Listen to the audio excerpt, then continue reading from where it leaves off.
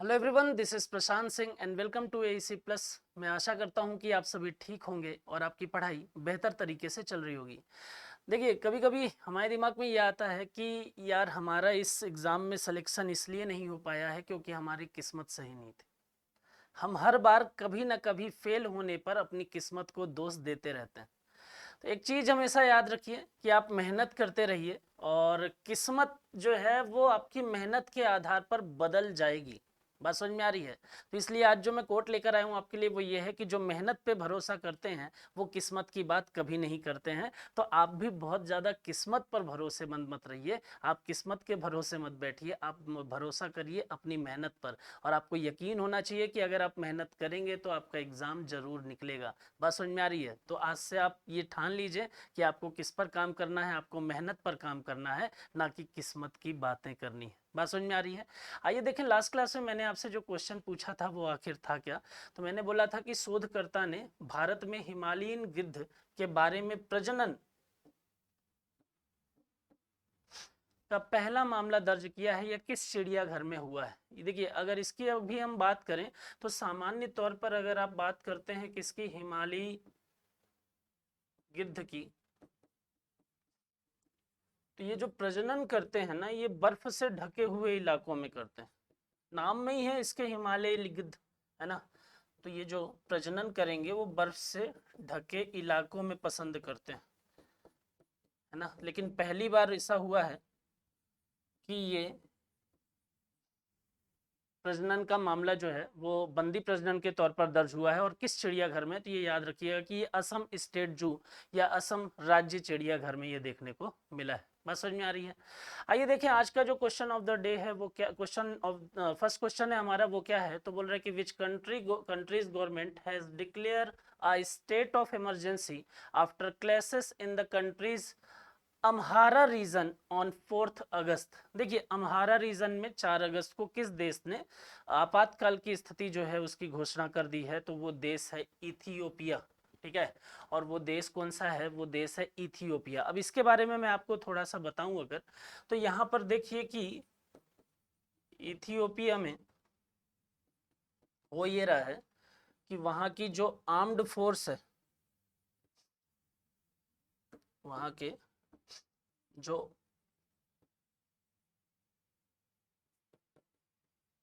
Force है, ठीक है, और वहां की कुछ जाति हैं, उनके बीच में एक झगड़ा जो है वो कई दिनों से चल रहा है ना। और इस झगड़े का सॉल्यूशन जो है वो नहीं निकल पा रहा है, जिसके कारण से वहां की जो सरकार है उसने क्या किया है, अम्हारा क्षेत्र में आपातकाल स्थिति की घोषणा जो है वो कर दी। बात समझ में आ रही है? और ये जाति कौन सी है, तो यहाँ पर नाम याद अगर आप रख सकते हैं तो रखिए मिलिशिया। ठीक है। तो इनके बीच में ये विवाद जो है वो लगातार बना हुआ है, और इस जाति और आर्म्ड फोर्सेस के बीच में ये विवाद की स्थिति के कारण इथोपिया की गवर्नमेंट ने क्या किया है, वहां के पीएम अभी अहमद अली ने क्या किया है, आपातकाल की घोषणा कर दी है। तो इसमें आप एक चीज और याद रखिए कि इथोपिया के पीएम कौन है, उनका नाम है अभी अहमद अली।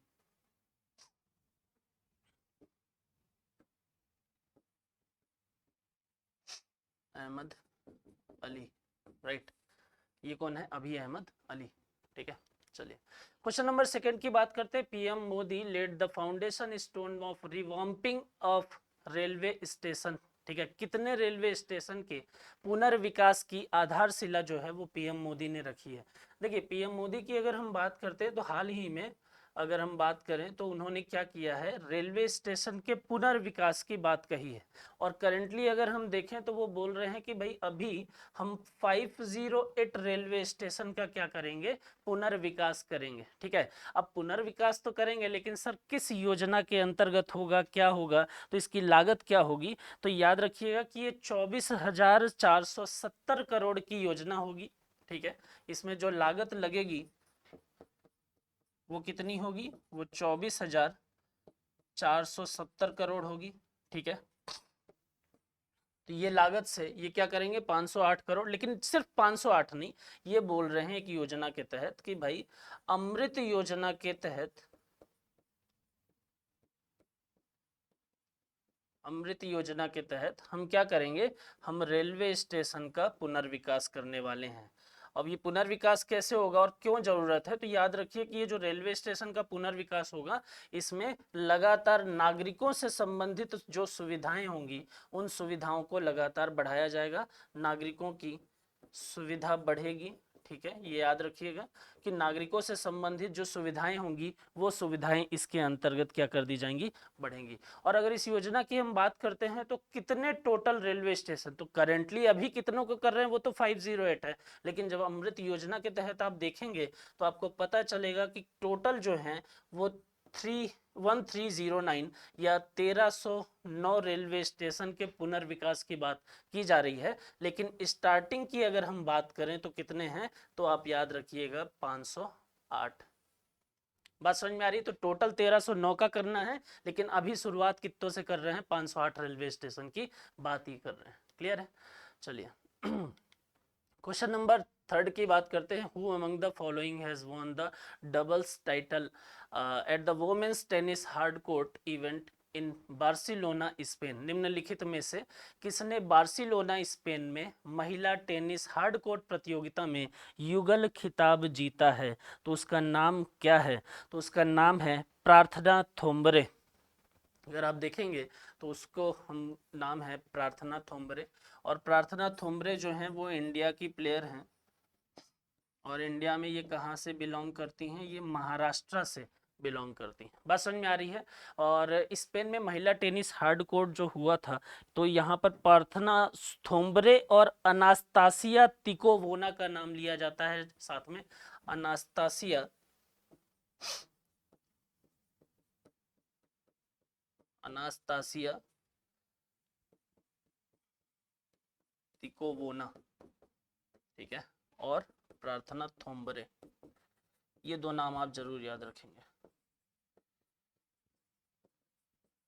ठीक है, प्रार्थना थोम्बरे के बारे में अगर बताएं तो ये सानिया अगर हम बात करें तो ये सानिया मिर्जा के साथ में सिल्वर मेडल जो है वो भी जीत चुकी हैं। ठीक है, और अनास्तिया तिकोवोना जो है वो कहाँ से हैं, वो रसियन है, रसिया से हैं, और ये हैं इंडिया से।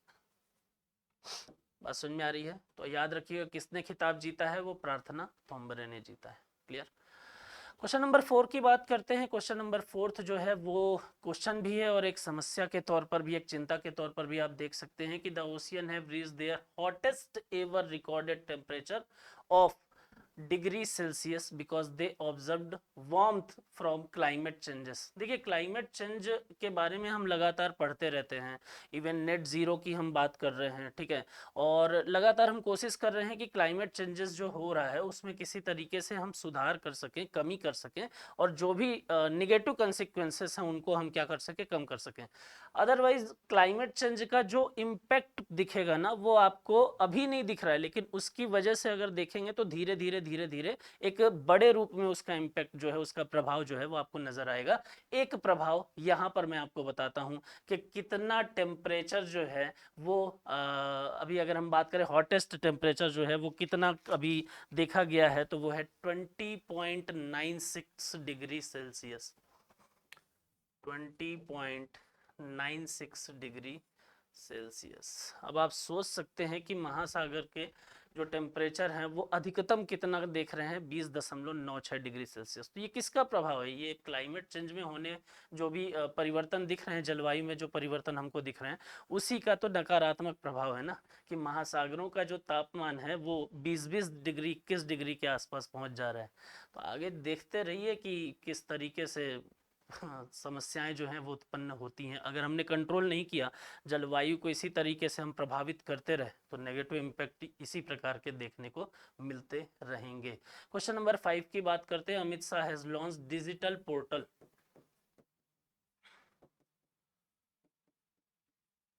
Amit Shah has launched digital portal of the Central Register of Cooperative Societies CRCS office in which city. किस सिटी में डिजिटल पोर्टल का अगर हम बात करें तो लॉन्च किया है CRCS के तहत? तो ये लॉन्च किया गया है अमित शाह जी के द्वारा पुणे में। ठीक है, तो दो चीज़ें तो इसमें पता ही थी कि किसके लिए, तो आप ये याद रखिए CRCS के, और किसने किया है? वो किया है अमित शाह ने। कहाँ पर किया है? तो वो किया है इन्होंने पुणे में। बात समझ में आ रही है? अब इसमें बात ये आती है कि सर ये आखिर करेगा क्या? यहाँ पर अगर हम देखें तो किस तरीके की चीज़ें इसमें देखने को मिलेंगी। इसके ऑब्जेक्टिव को अगर आप देखोगे तो कम्प्लीटली प्रॉपरली यहाँ पर अगर हम देखें तो यहाँ आपको ये समझ में आएगा कि भाई ऑब्जेक्टिव क्या है इसका। तो ऑब्जेक्टिव के तौर पर आप याद रख सकते हैं कि भाई ऑब्जेक्टिव ये लेकर चल रहे हैं कि हमको कंप्लीटली पेपरलेस एप्लीकेशन वो करना है, पेपरलेस एप्लीकेशन। बात समझ में आ रही है? तो पहले ऑब्जेक्टिव के तौर पर आप देख सकते हैं कंप्लीटली पेपरलेस एप्लीकेशन डेवलप करना, और दूसरा इंश्योर डिजिटल कम्युनिकेशन। ठीक है, तो यहाँ पर याद रखिए कि बोल रहा है इंश्योर डिजिटल कम्युनिकेशन। तो ऑब्जेक्टिव के तौर पर आप ये दो पॉइंट लेकर चल सकते हैं कि भाई क्या ऑब्जेक्टिव है इस डिजिटल पोर्टल का। तो पोर्टल का पहला ऑब्जेक्टिव है कि भाई कंप्लीटली पेपरलेस एप्लीकेशन है, जिसके तहत पेपरलेस ट्रांजैक्शन, पेपरलेस एग्जीक्यूशन जो है चीज़ों का वो देखने को मिलेगा। और दूसरा डिजिटल कम्युनिकेशन को इंश्योर करना है। बात समझ में आ रही है? अब बात ये आती है कि सर यहाँ पर ये जो चीज़ें देखने को मिल रही हैं, क्या उसको हमने किस तरीके से और क्या टाइटल दिया है, क्या विजन लेकर चल रहे हैं। तो यहाँ एक लाइन आप ये याद रखिए, it will boost the cooperative movement. ये सहकारी आंदोलन को वृद्धि देगा भारत में, और सपोर्ट करेगा जो इसका विजन है। विजन क्या है? सहकार से समृद्धि। तो याद रखिएगा कि ये विजन लेकर चल रहे हैं कि सहकार से समृद्धि विजन के तहत काम जो है वो इसमें किया जाएगा। ठीक है, तो ये इनका विजन है इसमें। क्वेश्चन नंबर 6 की बात करते हैं कि India has provided financial assistant of ₹45 crore to Sri Lanka. 45 crore रुपए श्रीलंका को दिया है भारत ने श्रीलंका के किसके लिए 45 करोड़ रुपए की वित्तीय सहायता जो है वो प्रदान की है। तो यहाँ पर अगर आप देखेंगे तो आपको पता चलेगा कि जो वित्तीय सहायता प्रदान की गई है वो डिजिटल आइडेंटिटी प्रोजेक्ट के तौर पर की गई है। ठीक है, यहाँ पर अगर आप देखेंगे तो आपको पता चलेगा डिजिटल आइडेंटिटी प्रोजेक्ट। अब इस डिजिटल आइडेंटिटी प्रोजेक्ट का एम क्या है? देखिए, पड़ोसी देश से मदद करना तो बनता है। भारत लगातार अलग अलग प्रकार से अपने पड़ोसियों की मदद करता रहता है, लेकिन पड़ोसी भी अगर ठीक हैं तो, है ना। आइडेंटिटी प्रोजेक्ट, अब देखिए ये डिजिटल आइडेंटिटी प्रोजेक्ट में होगा क्या। तो पहली चीज तो ये, यहाँ पर अगर मैं इसके एम की बात करूं तो एम के तहत इसमें ये कि कलेक्ट बायोमेट्रिक डेटा, मतलब कंट्री के लोगों का पूरे तरीके से, चाहे वो आइरिस हो, चाहे थंब हो, चाहे फेस हो, इस तरीके के पूरे डेटा का कलेक्शन जो है वो क्या किया जाएगा, इस योजना के तहत कलेक्शन किया जाएगा। तो भारत जो है वो कितना पैसा श्रीलंका को इस योजना के तहत दे रहा है, तो वो 45 करोड़ रुपए जो है वो प्रोवाइड कर रहा है। और इस 45 करोड़ रुपए से ये जो डिजिटल आइडेंटिटी प्रोजेक्ट चलाया जाएगा, इससे श्रीलंका डिजिटलाइजेशन को बढ़ावा मिलेगा।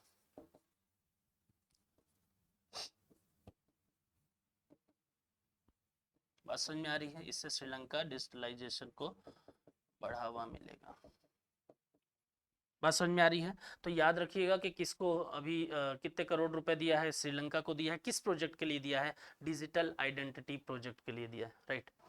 क्वेश्चन नंबर 7 की बात करते हैं। What is the name of popular Telugu singer who recently passed away and was popularly known as Gaddar. देखिए, गद्दार बोलिए, गद्दर बोलिए, यहाँ पर स्पेलिंग जो है वो कुछ वैसी ही है।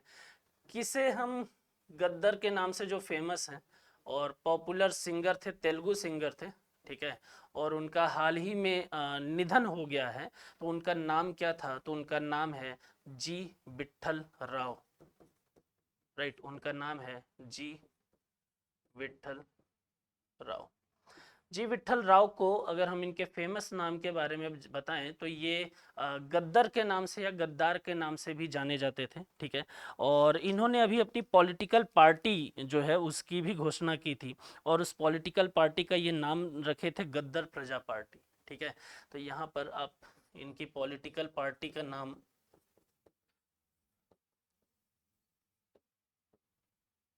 क्या था, वो था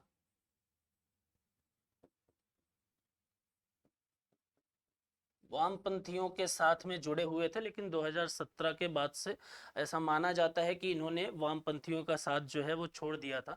पॉपुलैरिटी इनको और ये नाम इनको इसलिए मिला था क्योंकि क्योंकि ये सिंगर हैं और ये गीत गाते हैं। ये बढ़िया चीज़ बताई सर आपने, क्योंकि ये सिंगर हैं तो इन्होंने अपने गीत के माध्यम से, अगर मैं बात करूं तो जो तेलंगाना मूवमेंट था,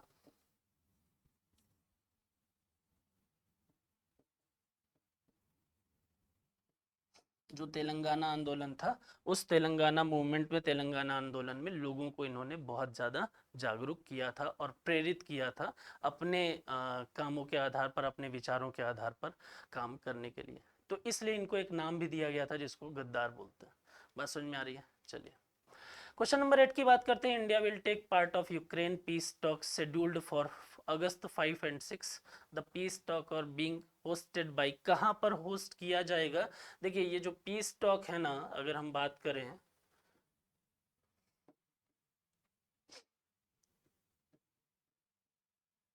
यूक्रेन पीस टॉक, तो ये होस्ट कर रहा है इसको कौन? इसको होस्ट कर रहा है सऊदी अरब। और ये कहाँ पर होगी? ये होगी जद्दा में, राइट। ये कहाँ पर होगी? ये होगी जद्दाह में। कब होगी? ये होगी 5 एंड 6 अगस्त को 2023। तो यहाँ पर याद रखिएगा यूक्रेन पीस टॉक जो है वो 5 से 6 अगस्त में जद्दाह सऊदी अरब में होगी। और अगर मैं आपको बताऊं तो अभी हाल ही में, पिछले साल ही हमने अगर बात करें तो 24 फरवरी 2022 को, अगर आप देखें यूक्रेन का नाम सुनते हैं तो इस समय हमारे दिमाग में आ जाता है कि भाई रसिया कहीं पड़ोस में है। यूक्रेन और रसिया दो साथ साथ में दिमाग में नाम जो है वो चल रहे हैं। तो हुआ क्या था? तो 24 फरवरी 2022 को अगर हम बात करें तो रसिया ने हमला कर दिया था कहाँ पर? यूक्रेन पर। और उसने यूक्रेन के कुछ जगहों पर क्या कर लिया था? कब्जा कर लिया था। बात समझिए। उसके बाद से ये वॉर जो है वो लगातार चल रही थी। हजारों की तादाद में लोगों की मृत्यु हुई है। ठीक है, कभी भी याद रखिए, कभी भी दो देशों के आपसी वॉर के कारण, कभी भी दो देशों के बीच में लड़ाई के कारण वहां पर लोगों का किसी भी प्रकार से भला नहीं हो सकता। अगर लड़ाई होगी तो लोग जो हैं वो अपनी जान मान से हाथ धोएंगे ही धोएंगे। बात समझ में आ रही है? तो यहाँ पर याद रखिएगा कि रसिया और यूक्रेन के बाद 24 फरवरी 2022 के बाद से अगर अभी बात करें हम, तो यूक्रेन पीस टॉक की बात कर रहा है और शांति सम्मेलन जैसी चीज़ों की बात कर रहा है। और यूक्रेन के जो प्रेसिडेंट हैं जेलेंस्की, तो उनका ये कहना है कि जो शांति सम्मेलन है, उस शांति सम्मेलन में, और शांति सम्मेलन वैश्विक स्तर का है ना, तो ग्लोबल लेवल पर जो शांति सम्मेलन है उसमें ये बोल रहे हैं कि 10 सूत्री प्लान है हमारा। ठीक है, 10 सूत्री प्लान है, 10 पॉइंट हमने बनाए हैं। और इन 10 सूत्री प्लान के आधार पर ये आह्वान कर रहे हैं, ये अलग अलग ग्लोबल कम्युनिटी से ये अपेक्षा रख रहे हैं कि आप इन 10 सूत्री कार्यक्रम के तहत क्या करेंगे? इस शांति सम्मेलन में हिस्सा लेंगे। शांति जरूरी है वर्ल्ड वाइड, अगर आप देखें तो शांति जरूरी है। दो देशों के विवाद का असर सिर्फ दो देशों तक सीमित नहीं रहता है। बात समझ में आ रही है? उनका इम्पैक्ट जो है वो कहीं ना कहीं उन पर डिपेंडेंट, किसी भी तरीके से डिपेंडेंट जो कंट्रीज हैं, जो लोग हैं, उन पर भी पड़ता है। तो वॉर जो है वो किसी भी चीज का सॉल्यूशन किसी भी प्रकार से नहीं हो सकता, ये समझना पड़ेगा। बात समझ में आ रही है? चलिए क्वेश्चन नंबर 9 की बात करते हैं। रिसेंटली ऑयल इंडिया, जिसको आप शॉर्ट फॉर्म में तो ऑयल कहते हैं, लेकिन इसका फुल फॉर्म होता है ऑयल इंडिया लिमिटेड। ठीक है, अब देखिए क्या बोल रहे हैं। Recently Oil India has been made a Maharatna CPSE. It is fill in the blank Maharatna CPSE. ये कौन से नंबर की महारत्न सीपीएसई जो है वो बन गई है? तो हाल ही में ऑल इंडिया को महारत्न सीपीएसई बनाया गया है। और ये किस नंबर की सीपीएसई जो है वो बन गई है, उसके बारे में बात करते हैं। तो देखिए पहली तो ये कि आपको ये पता होना चाहिए कि ऑल इंडिया लिमिटेड का एस्टेब्लिशमेंट जो है वो कब हुआ था? तो वो हुआ था 18 फरवरी 1959 को। ठीक है, 1959 को। अब इसमें आपको ये देखिए, अगर हम कुछ टाइम पहले की बात करें तो आप ये देखते थे कि देश में नवरत्न कंपनियों की संख्या जो है वो कितनी थी? 12 थी। ठीक है, और महारत्न कंपनियों की संख्या जो है वो कितनी थी, वो भी 12 थी। अब क्या हो गया है, अब इसमें से एक निकल कर क्या आ गई है, महारत्न हो गई है। वो कौन सी है, वो ऑल इंडिया लिमिटेड है। तो यहाँ पर अभी वर्तमान की स्थिति किस प्रकार की है, वर्तमान में जब आप देखेंगे तो आपको ये समझ में आएगा कि जो नवरत्न कंपनी है उसमें से एक निकल गई है और चली गई है महारत्न में, तो ये बचेंगी 11 और यहाँ एक जुड़ जाएगी तो ये हो जाएंगी 13। ठीक है, तो याद रखिएगा कि जो ऑयल इंडिया लिमिटेड है वो किस नंबर की है, वो 13th नंबर की महारत्न कंपनी का स्टेटस प्राप्त करने वाली कंपनी जो है वो बन गई। बात समझ में आ रही है। और यहाँ पर एक वर्ड यूज किया जा रहा है सीपीएसई, तो सीपीएसई का भी मतलब आप देख लीजिए, कुछ नहीं है, सीपीएसई का मतलब है central public sector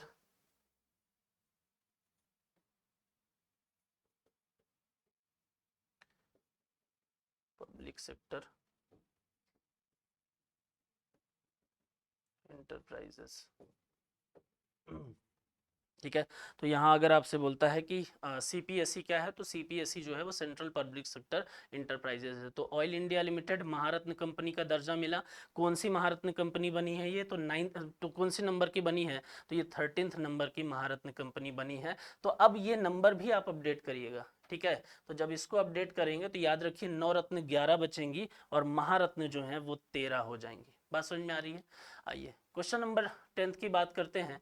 Rajasthan cabinet has approved the formation of 19th new district, what will the total number of district in the state. Rajasthan cabinet ने 19 नए जिलों के गठन को मंजूरी दी है। राज्य में कुल कितने जिलों की संख्या, मतलब राज्य में कुल जिलों की संख्या जो है वो कितनी हो जाएगी। तो याद रखिएगा कि यहाँ पर 19 जिलों के साथ साथ जो राजस्थान गवर्नमेंट है उसने क्या किया है, डिस्ट्रिक्ट में 19 जिले बढ़ाए हैं। ठीक है, और डिवीजन की अगर बात करें तो 3 डिवीजन जो हैं वो इंक्रीज हुए हैं। तो टोटल अगर मैं बात करता हूं कि टोटल डिस्ट्रिक्ट और डिवीजन कितने हो गए हैं अब इसके बाद में, तो इसके बाद जब आप देखेंगे तो टोटल डिस्ट्रिक्ट आपको नजर आएंगे 50, 50, और इसके साथ में जो डिवीजन आपको नजर आएंगे वो कितने नजर आएंगे, वो नजर आएंगे 10। तो याद रखिएगा कि अभी राजस्थान में 50 डिस्ट्रिक्ट और 10 डिवीजन हो गए हैं। और इसके बाद में अगर हम बात करते हैं कि राजस्थान के डिस्ट्रिक्ट की, तो उन डिस्ट्रिक्ट में अगर मैं आपको ये बोलूं कि सबसे छोटा डिस्ट्रिक्ट कौन सा है, सबसे छोटा जिला कौन सा है, तो वहां पर आप नाम लेंगे दूदू। राइट। और अगर मैं आपसे ये बोलता हूं कि अभी सबसे बड़ा जिला एरिया वाइज जो है वो कौन सा हो गया है, तो वहां में भी आपको पता हो ये चीज, तो वो हो गया है जैसलमेर। पहले भी था। बात समझ में आ रही है। तो याद रखिएगा कि अभी राजस्थान गवर्नमेंट ने जो 19 जिले नए गठन की मंजूरी उनको दी है, उसके बाद राजस्थान में टोटल जिलों की संख्या जो है वो कितनी हो गई है, वो हो गई है 50, और 3 डिवीजन बढ़े हैं, इसलिए डिवीजन या संभाग की भी संख्या जो है वो कितनी हो गई है, वो हो गई है 10। तो अभी 50 और 10, तो इसलिए इसका राइट आंसर कितना हो जाएगा, राइट आंसर हो जाएगा 50। बात समझ में आ रही है। तो ये हमारे आज के 10 क्वेश्चन थे। आपके लिए जो क्वेश्चन ऑफ द डे है वो है कि लैपटॉप, टैबलेट और पर्सनल कंप्यूटर के आयात पर प्रतिबंध कब से लागू होगा। The restriction of imports of laptop, tablet and personal computers will come into effect from, ये कब से होगा और इसका इम्पैक्ट क्या पड़ेगा, तो आप मुझे कमेंट करके बताएंगे। ठीक है, तो आज के लिए इतना काफ़ी है। आप पढ़ाई करते रहिए, खुश रहिए। Thank you so much.